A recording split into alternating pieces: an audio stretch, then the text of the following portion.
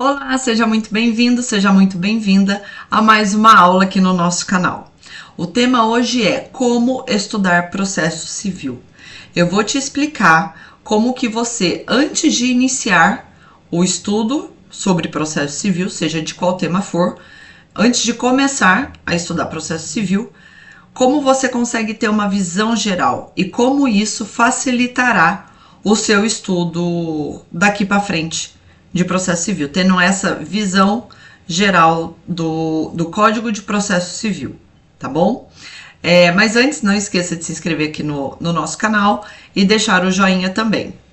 E caso você tenha alguma sugestão de tema de aula também, ou queira alguma aula sobre alguma dificuldade que você esteja tendo aí no processo de estudo, seja da faculdade, de concurso da OAB, é só deixar aqui nos comentários também, que assim que der eu gravo uma aula sobre o tema, tá bom?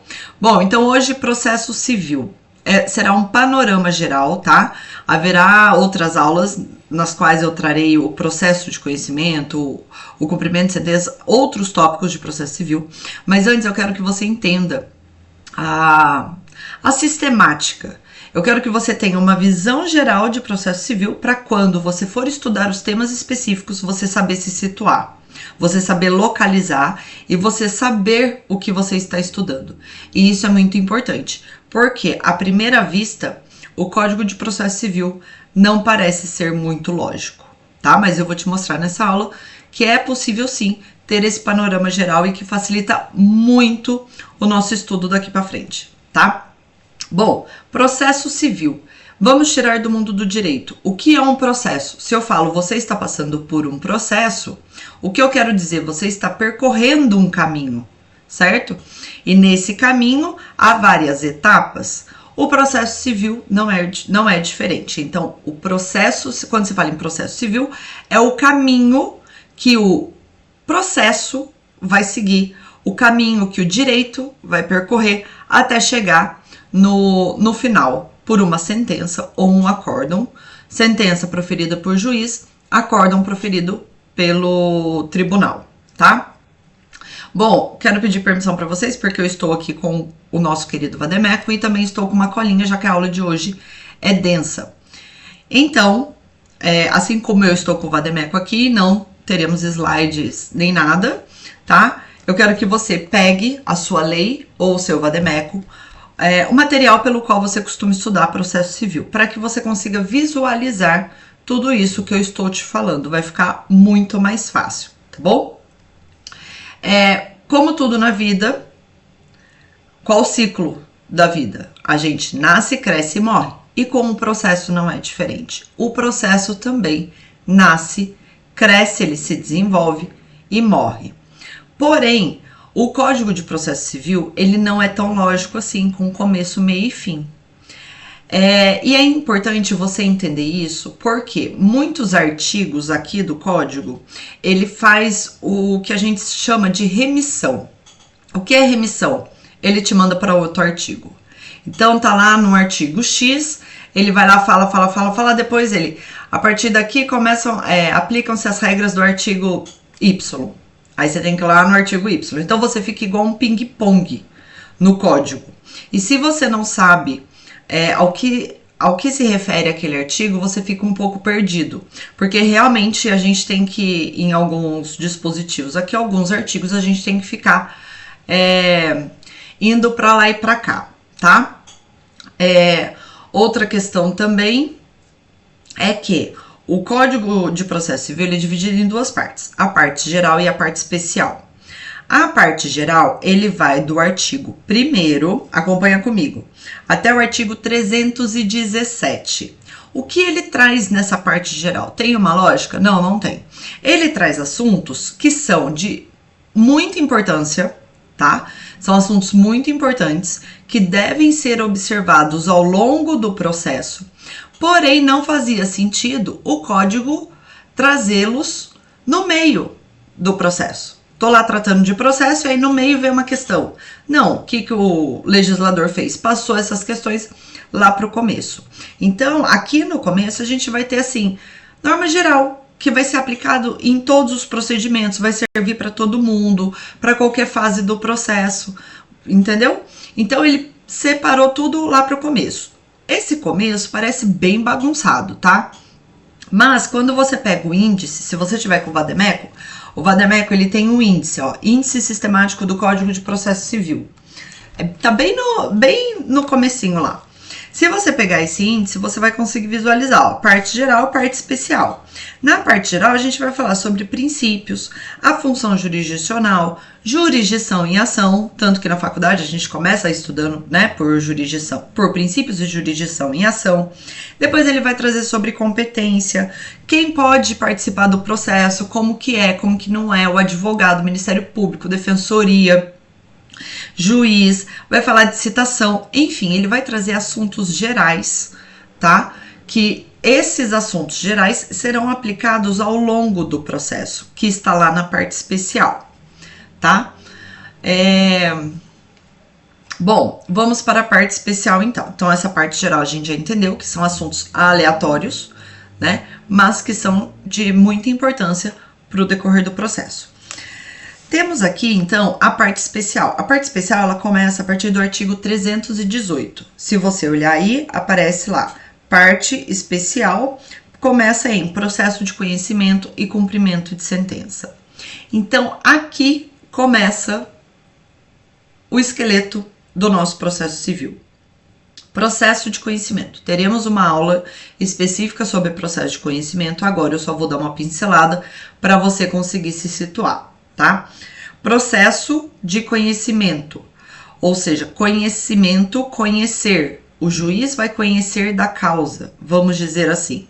É o primeiro contato ali que o juiz está tendo com o assunto, tá? Com o processo. Por isso que chama processo de conhecimento. Será levado ao conhecimento do juiz. E isso é feito nada mais, nada menos por meio do que de uma petição inicial. Então, tá lá no processo de conhecimento, aí ele vai trazer todo... Aqui sim temos uma lógica, tá? Aqui sim a lógica é o começo, meio e fim, o processo nasce, cresce e morre. Ele nasce com a petição inicial, ele se desenvolve tendo a citação, contestação, prova e termina com a sentença, tá? Embora a gente saiba, a sentença põe fim ao processo? De certa forma, sim, né? Por que eu falo de certa forma? Porque tem recurso, tá? Mas aqui a gente vai lidar com o fato de que sim, a sentença põe... Nossa, de que sim... Gente, baguncei tudo. Volta. De que sim, a sentença põe fim ao processo. Até porque, o que acontece? Você já ouviu falar em processo sincrético? Antes do Código de Processo Civil, se falava muito isso na teoria, tá? E o Código de Processo Civil de 2015, ele trouxe isso de forma concreta. O que é um processo sincrético? É tudo junto. Você tem o processo de conhecimento, teve a sentença, só que a pessoa não cumpriu o que foi determinado na sentença. Então, vai ter que ter um cumprimento de sentença, o próprio nome já diz. E tudo isso é feito no mesmo processo. Gabriela, isso é feito na prática? Depende, tá? Mas para você estudar, você imagina tudo numa coisa só. Porque o que acontece? Quando isso é feito, o processo fica muito grande. Então, acaba ficando difícil o manuseio, a visualização e tal. Mas a ideia é essa, é que logo após a sentença, a parte não precisa entrar com outro processo. Ali mesmo já se inicia o cumprimento de sentença, tá? Então, acabamos aqui o processo de conhecimento com a sentença, lá no artigo 489, aqui, 485, depois o código traz questões sobre remessa necessária, coisa julgada, liquidação de sentença. Era para estar aqui? Creio que não. Mas já que está, a paciência também tem assuntos aleatórios. Mas é importante você saber, processo de conhecimento, petição inicial, termina com a sentença. Logo em seguida, vem o quê? O cumprimento de sentença, certo? Que é que o próprio nome já diz, cumpre-se uma sentença. Você tem a sentença, vai cumprir a sentença. É o que se chama de o quê? Execução, tá? Vamos executar a sentença. Então, o cumprimento de sentença, mas calma que ainda não é execução, tá?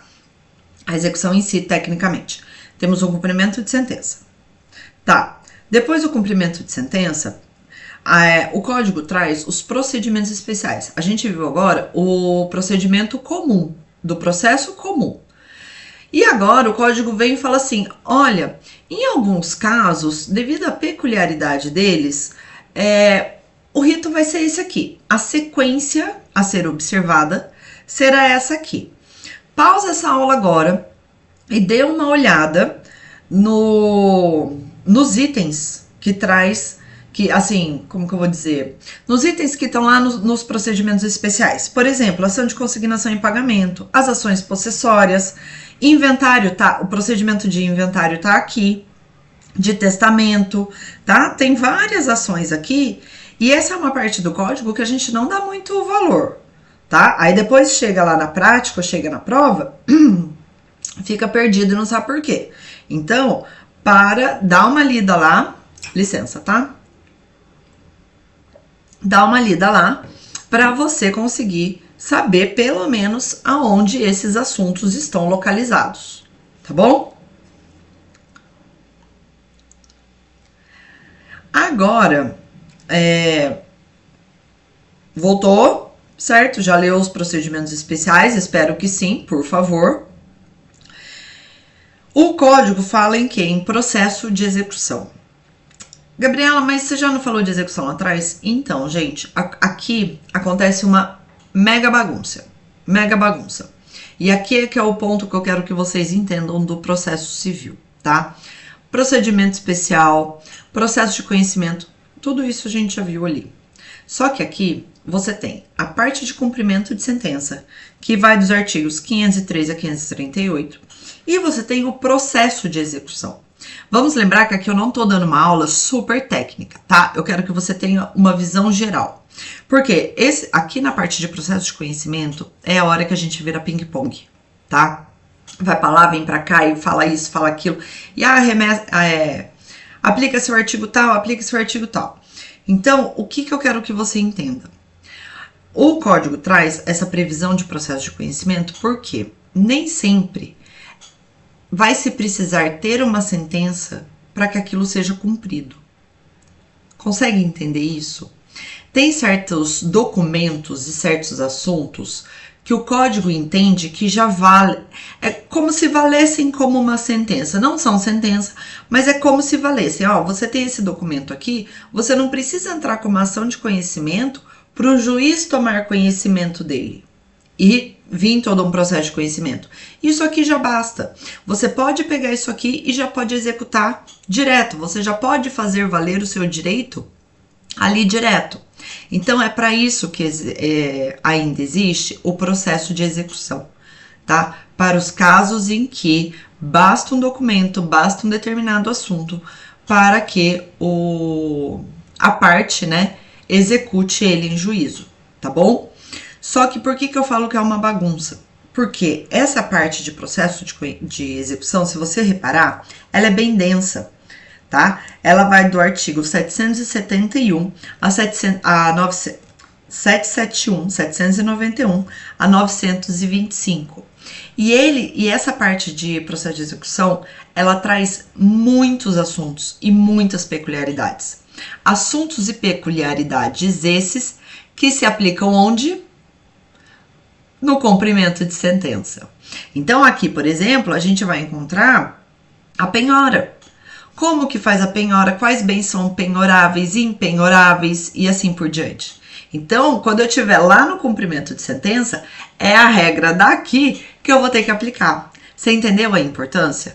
Se eu tenho, por exemplo, um cumprimento de sentença que chegou ao fim, tá? A parte lá cumpriu o que precisava, fez tudo certinho, o juiz vai extinguir com fundamento em qual artigo? 924, que tá onde? Na parte de processo de execução. Entende por que conversa? Tá, eu tenho um cumprimento de sentença com obrigação de pagar. Fez lá a pesquisa Cisbajude, né, a antiga Bacenjude, que é procura de ativos financeiros em nome da parte que você tá executando. Fez lá, penhorou. tem que intimar o executado da penhora. Aonde está esse artigo? Lá no processo de execução. Entendeu a importância de se saber aonde cada coisa está localizada? Principalmente nessa parte de cumprimento de sentença e processo de execução, pois as normas se conversam, pois os artigos se conversam, tá? E eles estão, se você assim não olhar pelo, se você até não olhar pelo índice, você vai ver que eles estão bem distantes um do outro. E isso gera uma certa confusão, porque eu tô falando em cumprimento de sentença que tá lá no artigo 530, mas o processo eu tô mencionando um artigo que tá lá no 800 e pouco, que é do processo de execução. Então a gente não consegue fazer essa ligação entre os dois institutos, e essa ligação ela é muito importante. Espero que você tenha acreditado em mim e conseguido visualizar isso que eu estou te passando, tá bom? Acabou o processo de execução, né? A gente vai, para você ter uma ideia que eu acabei de ver aqui, acho legal trazer. Se você pegar o cumprimento de sentença, lá no artigo 528, isso, 528 a 533, a gente tem o cumprimento de sentença da obrigação de prestar alimentos, tá? É aqui que tem a prisão civil, entendeu? É aqui que tem a penhora do salário, é aqui que tem a, como fala? Penhora do salário, o desconto em folha de pagamento, até quitação da dívida, tá lá no 529, é tudo aqui. Só que se você olhar na parte de processo de execução, artigo 911 a 913, ele também traz execução de alimentos. E aí, qual que você vai aplicar? Entendeu? Mas tudo isso vai depender do caso concreto, tá? Mas na prática, via de regra, é o 528 a 533 que se aplica. Mas, como eu já disse, é bom você saber que existe. E essa do é bom você saber que existe, eu vou te dar um exemplo prático, né?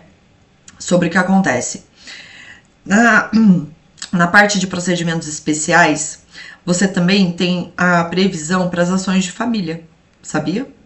Tudo bem que no Código Civil é um assunto muito denso, mas aqui você também tem as tratativas do que deve constar em um acordo de divórcio. Se eu não me engano, também tem a parte de, como fala, alteração de regime de bens e assim por diante. E é disposição que a maioria esquece que existe, entendeu? Bom, passou o processo de execução, vamos para a parte de que os processos estão nos tribunais. Um processo, ele está no tribunal por dois motivos. Ou pelo que chamamos de competência originária, ou seja, sobre aquele determinado assunto, é o tribunal que deve analisar inicialmente, não tem juiz de primeiro grau, a parte entra com a ação, entra com o processo, né? Diretamente no tribunal, tá? Ou o processo chega no tribunal por meio de recurso. Teve todo um processo de conhecimento em primeiro grau, com o juiz na cidade, aí no fórum da sua cidade, a parte entrou com o recurso, o processo inteiro foi para o tribunal. Então, a partir daqui, artigo 926, o Código de Processo Civil, ele traz todas as questões referentes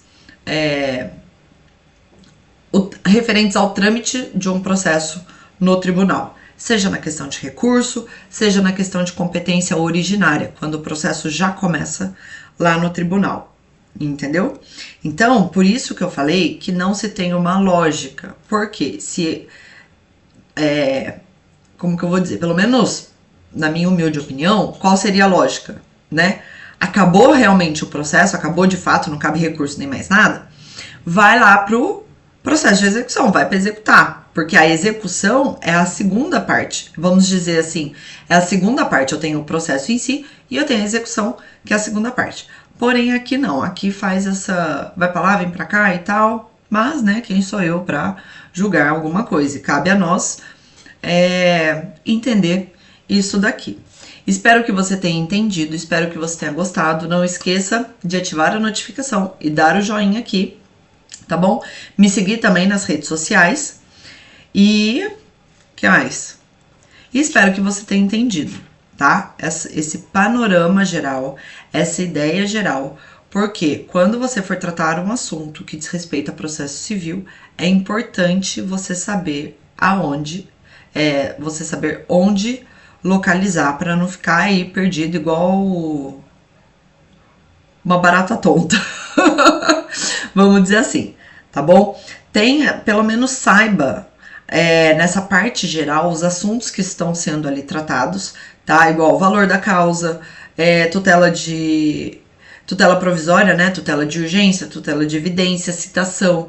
São assuntos que a gente vê no curso do processo, mas que são tratados lá na parte geral e às vezes acaba gerando uma confusão aí na nossa cabeça, tá bom? Espero que tenha sido útil essa aula, que você tenha gostado. Um beijo e até mais!